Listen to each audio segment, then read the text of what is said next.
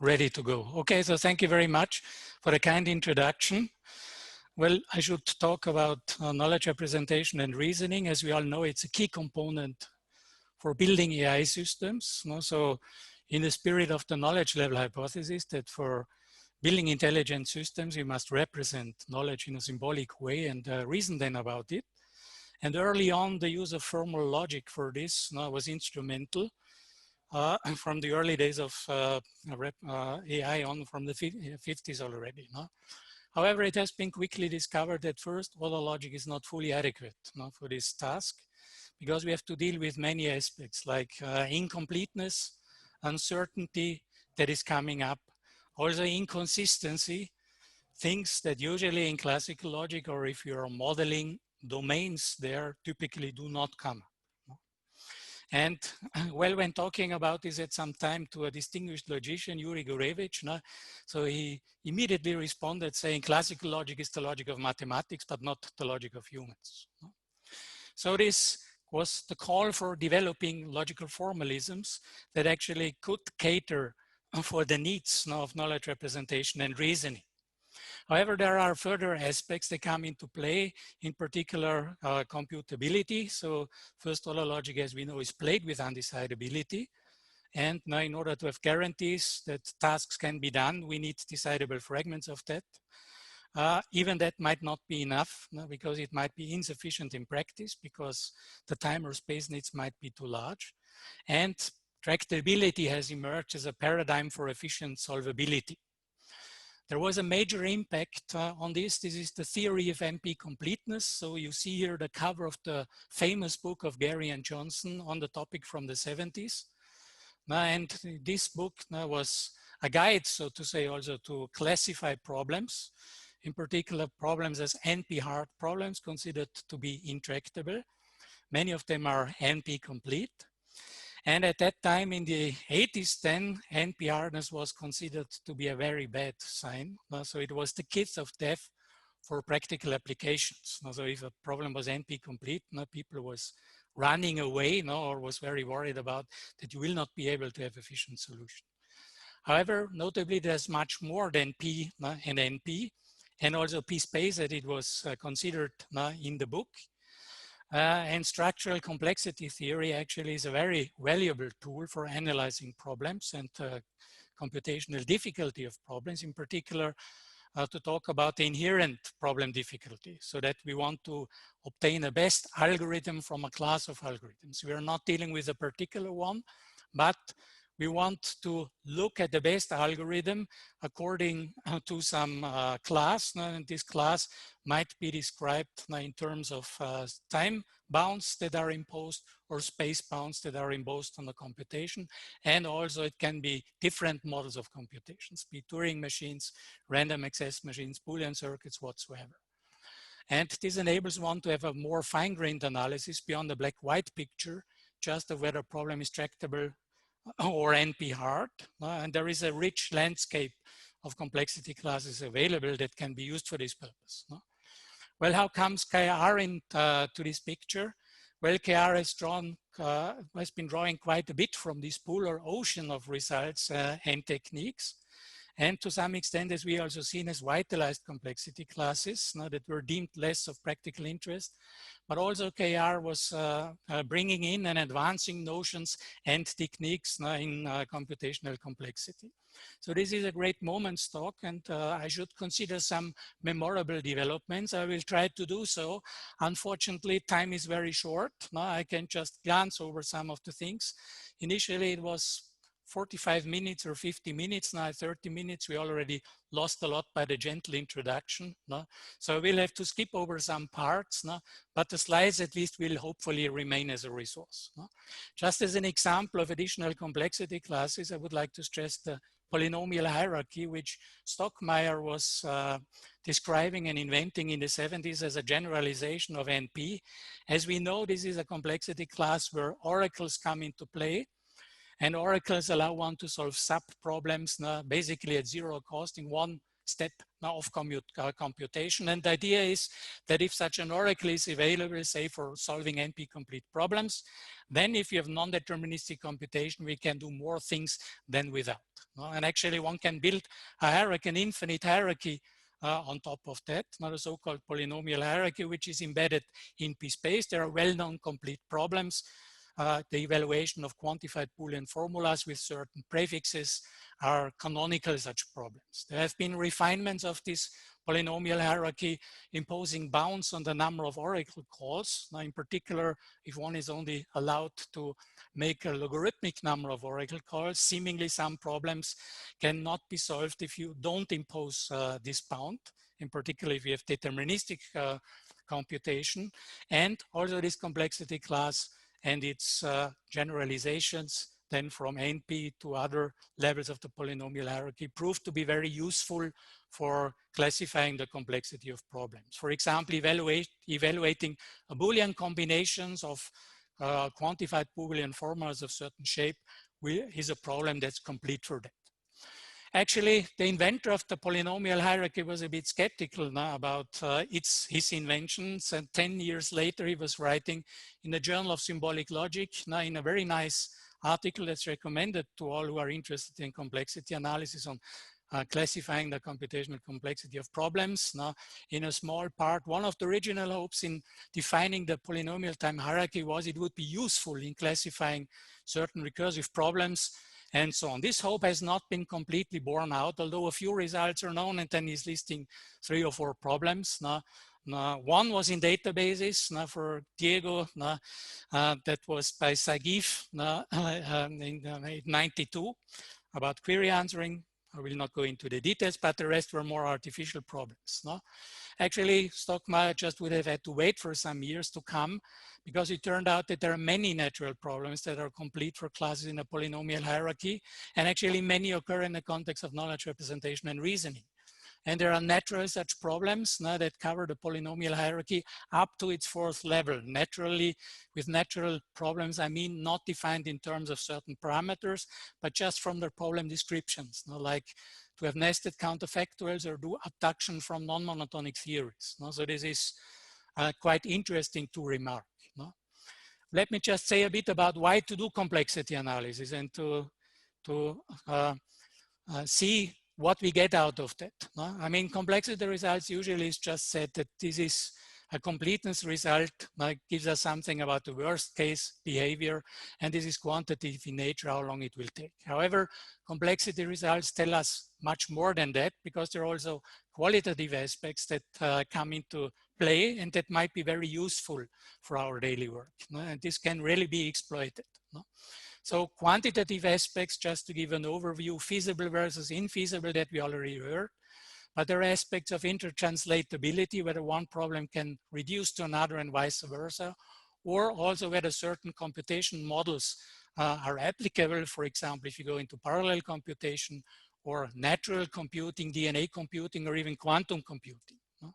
Qualitative aspects would concern identifying sources of complexities that come with a problem, algorithm design and behavior, and very important structure and properties of problems. Now, in order to get an optimal complexity result, we very often also must have an understanding of the structure of a problem if there is some property that allows us now to have a smart algorithm exploiting this property or not. So complexity analysis goes very much in hand with that. Let me just say there is no clear separation between quantitative and qualitative. And let's just glance over some of these terms. Intertranslatability comes from reductions. Polynomial time reductions emerge from problem solving in practice, actually in the 50s, 40s, 50s, in operations research. In mathematics, of course, even before, to reduce one problem to another. But here the reduction was more in terms of computational feasibility, meaning polynomial time transformability of a problem into another one. This means that in KR, for example, we could reuse a prover for logic B for logic A by having a polynomial time transformation that allows us to transform the input for logic A into an input for logic B. Very often such transformations can be computed efficiently. And actually, there has been a huge success of this paradigm now with paradigms like SAT solving, QBF solving, answer programming, SMT, and so on. This was not devised initially, so to say, as a working paradigm, more of a theoretical interest, but it turned out that SAT solving, QBF solving, and so on has become so efficient that one can exploit this in practice very much, thanks to very high engineered and smart methods. Complexity results might also stimulate embedding results or results on a semantics, now because default logic and auto-epistemic logic have the same complexity. Gottlob was investigating this in more depth and actually came up with a very complicated, in some sense, ingenious translation, which actually was preserving the models of the one theory into the other one. Even if you just don't look at that, now just look at what kind of transformations are possible or not. We might see, for example, that circumscription cannot polynomially translate to SAT. This might be good to know because if you want to engineer an algorithm for circumscription solving, you cannot have a polynomial time reduction to SAT. And even if a target formalism has sufficient complexity, it might turn out that complexity results help for a plausibility check of a concrete transformation. At least here, transforming conform and plan checking into disjunctive logic programs. Both problems are Pi2 complete, but I had a student working on this problem. He should translate the problem into disjunctive logic programs. He was doing a translation, showing up in my office, presenting it to me. I looked at it, and after 2 minutes, I said, "This is wrong. This cannot work." And he said, "Why?" It worked. I was trying on examples. I said, "Well, look, you were translating this into a co-NP fragment of disjunctive logic programs, so it will not work. There must be example now where it doesn't work." So he went back, and 2 days later he came back and said, "Yes, you're right."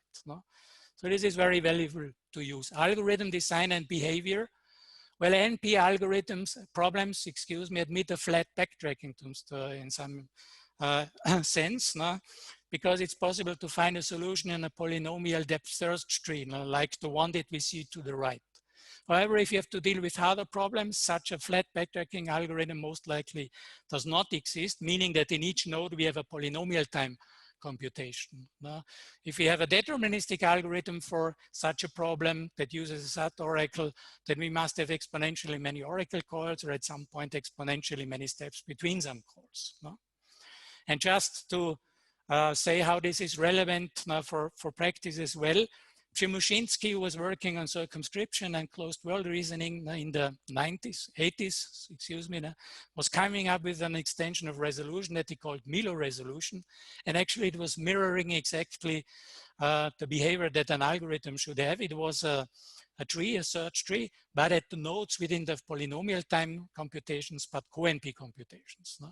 And for DLV, disjunctive logic programming, actually, this style of algorithm model generation and testing, then stability testing, was instrumental then for building an efficient solver. And in fact, Nicola Leone for quite some time tried to find a flat backtracking algorithm, not knowing the complexity results about disjunctive logic programming.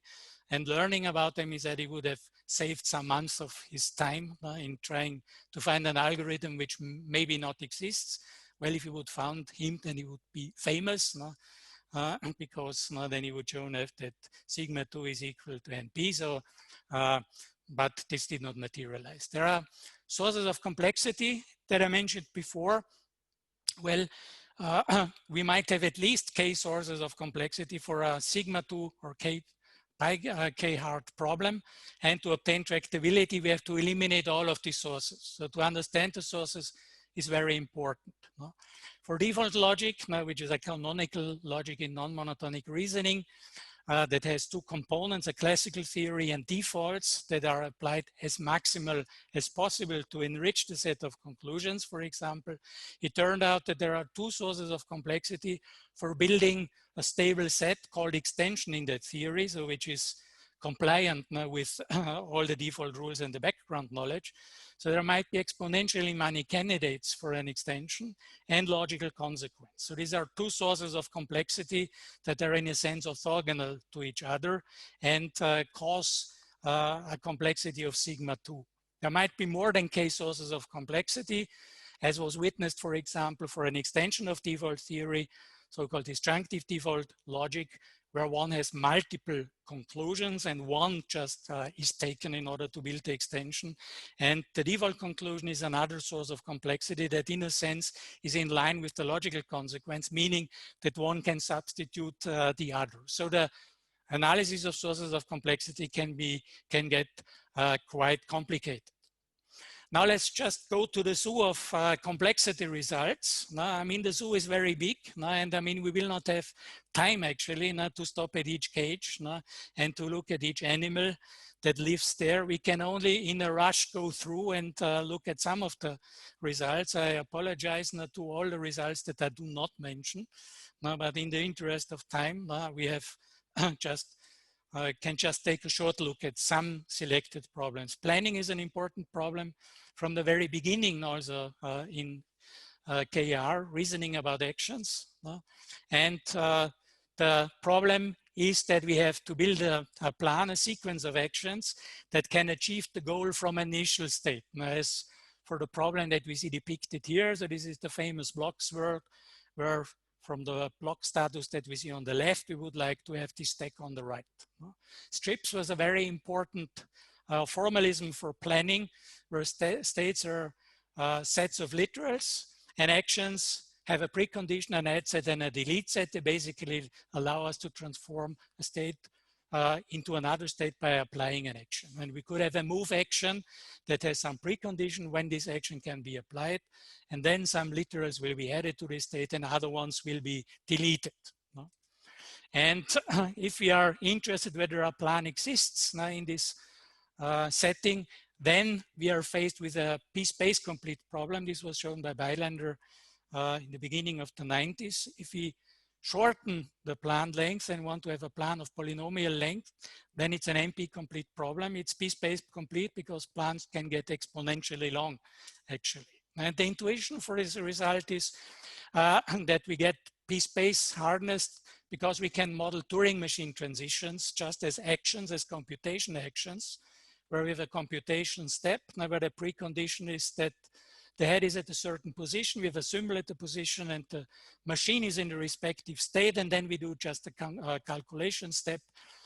We might replace the symbol, move the head, and then in the delete set, we are removing the old information. And we can model polynomial amenity in head positions. In the first order case, if we would have functions involved, the problem would be undecidable because we can model Turing machines in general. Logic-based planning then takes this a step further, where we have a clean logical description where states are models and interpretations, say, of a propositional language, and state transitions are described by formulas from a state to a follow-up state. Now, this can come in many settings: non-deterministic effects, incomplete states, full partial observability, and a lot has been studied on this. And here I just have gathered some results of a complexity picture from various papers. So you can look these papers up. If you have conformant plans, which always should work, if you have multiple initial states, or it also might be that you have non-deterministic effects, then this gets an X-space complete problem. And even if you just would look for a plan of one step, now it would be a sigma 3 complete problem. That's already a bit surprising. Then we could have conditional plans in different settings. As you see, the problems all get very complex. There are also generalized planning has been considered.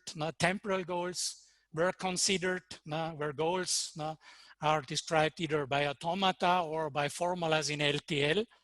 Then the complexity might increase, in particular if you go to branching time logic like CTL, or LTL planning, where both the action domain and the goal are described in a temporal logic. And conformant planning, there is 2 X-space complete. Diego is now critically checking. If I made a mistake, please correct me, but 2 X-space is beyond good and bad, I would say, in practice regarding the worst case. Let's go to the next cage, so to concept languages. Well, in the Paleozoic era, there were semantic networks like KL1, and then systems like Beck, Chris, Loom, Classic emerged. Studying the complexity of assumption was considered to be essential for these systems and languages. And it has been shown that subsumption in KL1 is undecidable. There were intractability results of Nabel at the end of the 80s, influential. And actually then in the emerging description logics, managing complexity was a key issue. So description logic is a very organized field with a very organized nomenclatura. No other field is such organized like description logics, with a well understood complexity versus expressiveness trade-off of constructs. They were able to populate many complexity classes with the description logics. So one would need a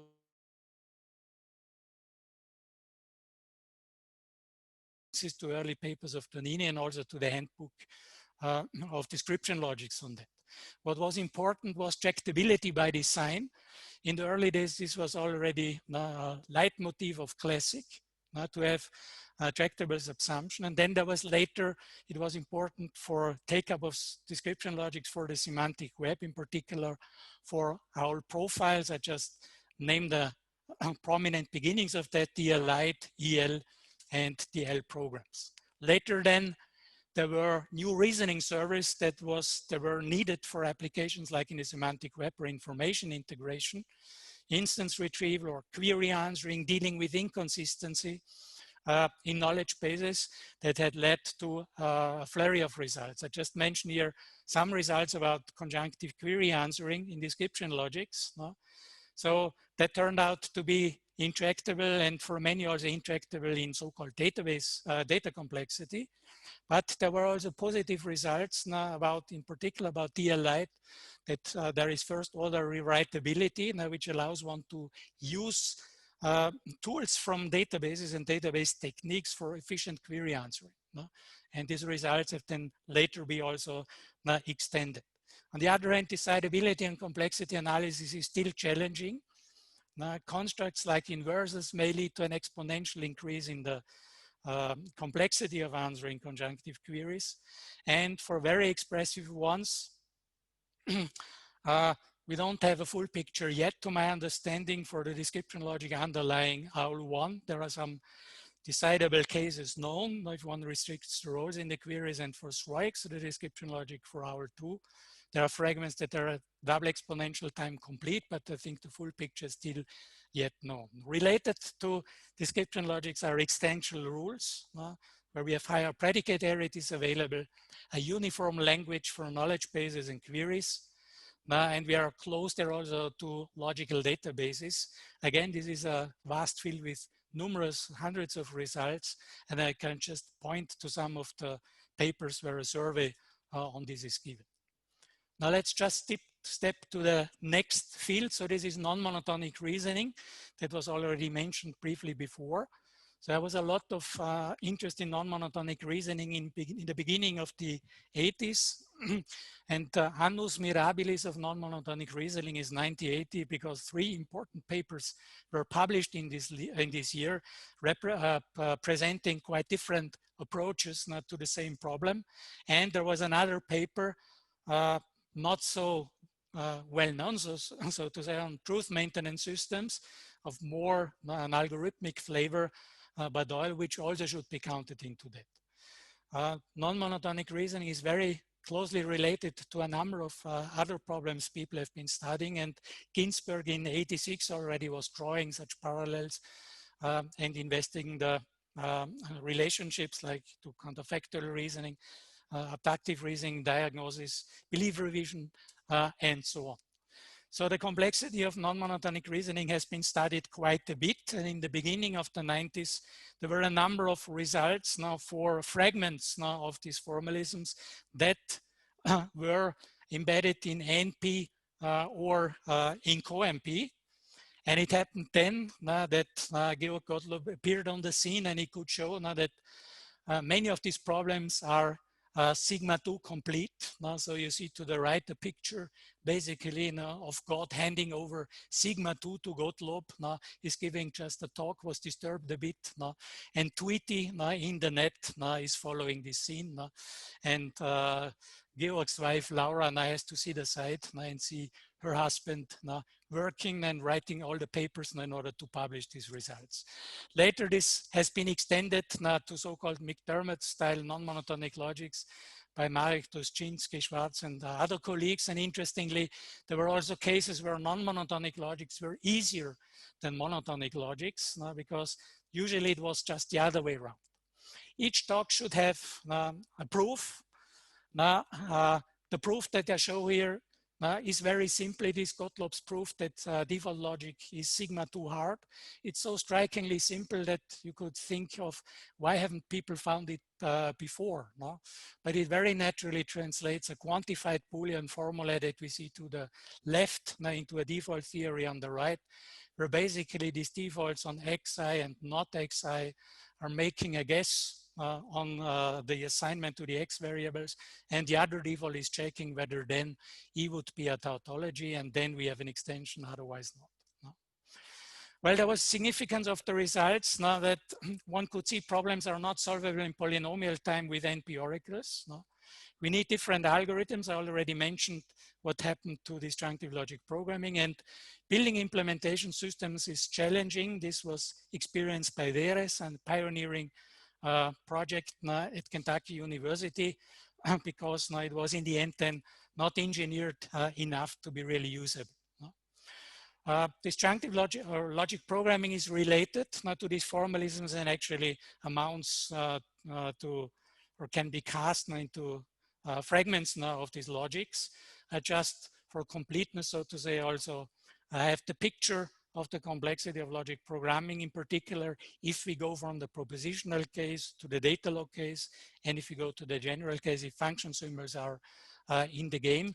What is interesting here is that if we have disjunctive programs, no negation, and if we want to do literal inference under the minimal model semantics, then we have the full complexity already of this problem, which is remarkable because if you don't have disjunction, then the problem is polynomial.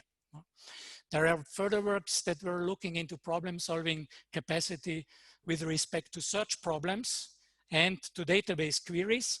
And it could be shown that answer-set programming is capturing their respective computation classes. Thus can be seen as a universal formalism. And I said results gave quite some guidance for the development of systems.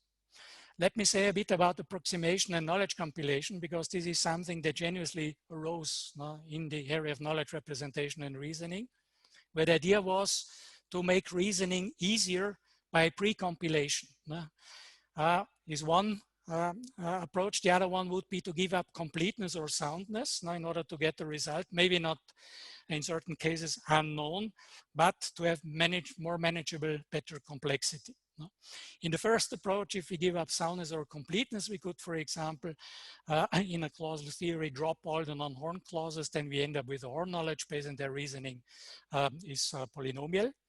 Or we could do pre-compilation if we are just interested in the literals that follow from the knowledge base, just to pre-compute it, store it in a table, and then just look at the table. Now, Selman and Kautz have been looking into compilability of the so-called Horn approximation of clausal knowledge bases, in particular of the so-called envelope, which is the smallest Horn upper bound, semantically Horn theory that includes the given knowledge base. And the question that they were asking is if you look at this Horn envelope, can it be compactly represented? That means in polynomial size, in a polynomial size data structure such that we can solve the inference problem on the Horn envelope then in polynomial time. And the result that they could come up with is that if such a compact representation is possible, then NP is included in P-poly, so polynomial time with non-uniform polynomial time, which means that this result means that the polynomial hierarchy would collapse. So for this reason would be very unlikely. So this was the use of advice complexity. Advice complexity has, in addition to the input, gets a further string that just depends on the length of the input for solving the problem. Later then, this was extended to so-called succinctness hierarchies. And much more comprehensive work was done in Rome by Marco Cadoli and his colleagues, studying the compactness of representation motivated by circumscription. Minimal model inference. Is the circumscription of a propositional formula space efficiently representable? Actually, what they could prove is not only that this would imply that the polynomial hierarchy would collapse, but actually they proved that this is equivalent to the inclusion of NP to the complexity class NC1 in poly. So this actually really links this question to one that is a pure complexity theoretic questions. And they showed many more results and also developed a compilability hierarchy that's analogous to the polynomial hierarchy. And then there was the knowledge compilation map now of Darwiche and Marquis, which was a systematic study of compilability. Now, for the sake of time, I cannot say much now about these beautiful results of Kadoli et al. I leave it here with this slide. But I recommend all of you to look at these beautiful papers and to read them because they're really very rewarding to read them and very interesting also from a complexity theoretic point of view. The knowledge compilation map, I already mentioned before, this was a systematic study of compilability of several forms of knowledge representation into other forms. And what we see here is one of the three tables from this paper that just reflects the succinctness, meaning that L1 is less or equal to L2 if every formula in language 2 has an equivalent polynomial size formula alpha 1 in the first language, and whether this is feasible or not. So you see here, this is a big table. Now, a few question marks were left open. Then they were considering further properties also of the compilations regarding the query that one would like to pose, or structural property like whether this is closed on conjunction, disjunction, etc. So in total, the paper offers 390 theorems, which is a big wealth of results. Let me now just say a bit about of developments and trends. Now, over the years, there have been several tools that have been used and further developed to establish tractability, in particular fixed parameter tractability or bounded tree width. I will say a bit more about that. Tools for upgrading complexity results, starting out from succinct input representation. If the input is not explicitly represented as a string, but say is a Boolean circuit by which we can access the characters of the string, then problems might get much more difficult to solve. For example, whether a graph has an edge already becomes an NP-hard problem. And this can be exploited together with logical properties actually to upgrade complexity results about capturing queries, to hardness results about formalisms if variables come into play. So unfortunately cannot talk more about this. And automata theory has proven to be an extremely valuable tool for establishing upper bounds, but also lower bounds. Any kind of algorithms, automata that are around tree automata in particular, especially in description logics, and they are linked to Rabin theorem that monadic second order logics over tree is desirable. Let me just quote a meta theorem of Vadis that was saying if you use automata theory in the right way, then you get the optimal complexity result. Which does not mean that using automata theory is easy, by the way. But it brings it down basically to the essential. Fixed parameter tractability. Well, we know that many problems now are NP complete, but if we are fixing a certain parameter of this problem, then it might be possible to solve the problem in polynomial times now a factor that comes from the size of the parameter. For example, to find a loop-free path of length k in a graph is a problem that's NP complete because we can find a Hamiltonian path. But if we fix the path length, then it's possible in polynomial time by a so-called color coding technique. There has been a rich theory on fixed parameter tractability established by Downey and Fellows over the last almost 30 years with lots of complexity classes. And this also has been extended to non-determinism and to the polynomial hierarchy. Unfortunately, I cannot tell more about that, but let me just mention that fixed parameter tractability was introduced into KR at the end of the 90s. There were two papers that appeared at the same time. One was by Mirek Tuszczynski about existence of a stable model for a normal logic program. So he was showing that this is feasible if the model size should be big in terms of the size of the program. But it's intractable, also fixed parameter intractable, if the model size should be small. And this was later then extended.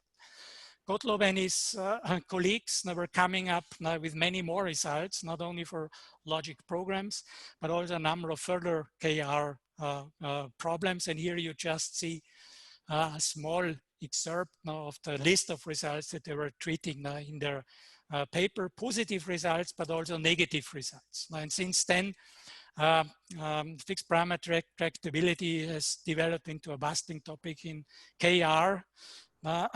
We will hear something about this already then in the next talk. But just to remind, this is maybe interesting to note, fixed parameter tractability has been on the scene much earlier. And if you will not believe me, here is a facsimile of a paper from 93 of Downey fellows and colleagues presented at the workshop on structural complexity and recursion theory methods in logic programming in Vancouver. I remember that well. The talk was given, but I must say at this time when we just started complexity analysis of non-monotonic formalisms, this would have been too far going. First, just to settle the ground before one then steps forward to do fixed parameter tractability. And so it took another 6 years until people were looking into that area. Tree width was mentioned before. This is a particular parameter that people have been looking into quite a bit. Unfortunately, for a lack of time, I cannot go into the details of that. But there is a beautiful theorem of Cosell's saying that if we are able to describe properties of a graph in monadic second order logic and the graph has bounded tree width, then we can decide this property in linear time. For example, with colorability, graph colorability has this property, but also optimization problems definable in monadic second order logic. This can be even generalized then to hypertree width where hypergraphs come into play. And in KR, bounded tree width has been fruitfully applied since many years. Gottlob and colleagues looked into that and they showed that many problems that we already heard about are tractable if certain elements of the problem are kept fixed and have bounded tree width, where the central idea is that the decision problem is encoded into a structure. For example, that the rule is represented by predicates talking about the head and about the body of a rule. And if we then look at this structure that we have, if this has bounded tree width, where the graph that we consider is the so-called Kaufman graph, then we can solve that efficiently. There has been further work in order to overcome this deficiency of Cosell's result, because you cannot use it off the shelf, it's not practical, and that has been fruitfully exploited in various formalisms. And I think we hear in the next talk already something more about bounded tree width. Let me just, time is running, give a short glimpse into the future. So there will be maybe function complexity, computing with function oracles. This is something that has been started more recently and will be more interesting.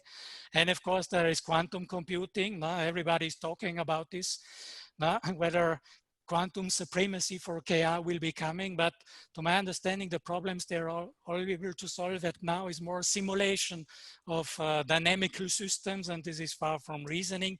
There are also theoretical barriers. Now, they cannot really solve NP-complete problems. We are dealing with NP-complete problems, and this actually should make us safe to some extent. Will NP versus NP be solved, and does it matter? I point you just to the latest P versus NP poll, and the experts believe it will not be settled within the next 20 years. So I mean, in my active career, maybe I will not experience this. Will KR complexity analysis lose their jobs? Well, you know this picture from the Gary and Johnson book, maybe, no, that you refer to other people not being able to solve the problems. No? I think the future, we will have smart systems, no? And robots available, but I think the robots will not help us too much, no, in answering the complexity questions. So I think we are safe on that side. Will deep reasoning emerge? Well, that's all what we hope for, but I think there are some issues with that, because compared to neural networks, now where we are more doing some kind of simulations that would be polynomial, we have to deal with much more difficult problems. Maybe randomization is something that should come in, but of course analysis gets difficult for that, and if there will be new directions generated by KR, well, I don't know. So this, let me just lead to the summary, and well, what's possibly ahead? My business as usual, a bit more on function complexity and dealing with numbers.